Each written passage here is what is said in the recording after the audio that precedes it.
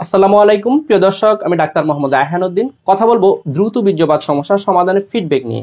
আজকে আমার সাথে যিনি রয়েছেন তিনি দ্রুত বীর্যপাতের সমস্যায় ভুগছিলেন এবং তিনি চিকিৎসার পূর্বে কেমন ছিলেন এবং চিকিৎসার পর তিনি কেমন আছেন সে বিষয়টা আজ ওনার মুখ থেকে শুনবো। কেমন আছেন আপনি? আসসালামু আলাইকুম। আলহামদুলিল্লাহ ভালো আছি স্যার। আলহামদুলিল্লাহ। জি, আপনি তো মূলত দ্রুত বীর্যপাতের সমস্যা নিয়ে এসেছিলেন এবং আপনি যখন এখানে এসেছিলেন চিকিৎসার পূর্বে তখন কেমন সময় পেতেন? সত্য কথা বলতে কি sir, 1 minute 2 minute 1 minute 2 minute বা 1 মিনিটের মধ্যে বীর্যপাত হয়ে যেত। আমার লিঙ্গ খাড়াই হতো না, মানে শক্তই হতো না। শক্ত হলেই আসলে 1 মিনিটে বা 2 মিনিটের মধ্যেই বীর্যপাত হয়ে যেত। এবং আলহামদুলিল্লাহ চিকিৎসার পর এখন কেমন আছেন? ইনশাআল্লাহ এখন অনেক ভালো। এখন কেমন সময় পাচ্ছেন? এখন প্রথমেই 10-15 মিনিট এবং পরের দাবার আমার স্ত্রী বলা সম্ভব না, অনেক ভালো পাচ্ছেন।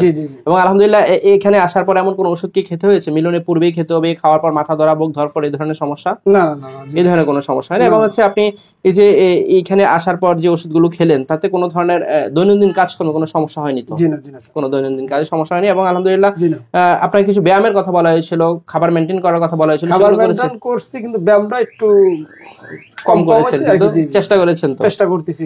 যাই হোক আলহামদুলিল্লাহ। এবং হচ্ছে নিয়মিত করে যাবেন। এবং আপনার স্ত্রী খুশি আছেন কিনা এখন? ইনশাআল্লাহ আলহামদুলিল্লাহ। আপনার দাম্পত্য জীবনের জন্য শুভকামনা করছি। আপনি কোথা থেকে এসেছেন? রাজশাহী থেকে স্যার। রাজশাহী থেকে এসেছেন। প্রিয় দর্শক, শুনছিলেন ওনার ফিডব্যাকের কথা। তিনি যা বলছিলেন আলহামদুলিল্লাহ তিনি এখন ভালো আছেন।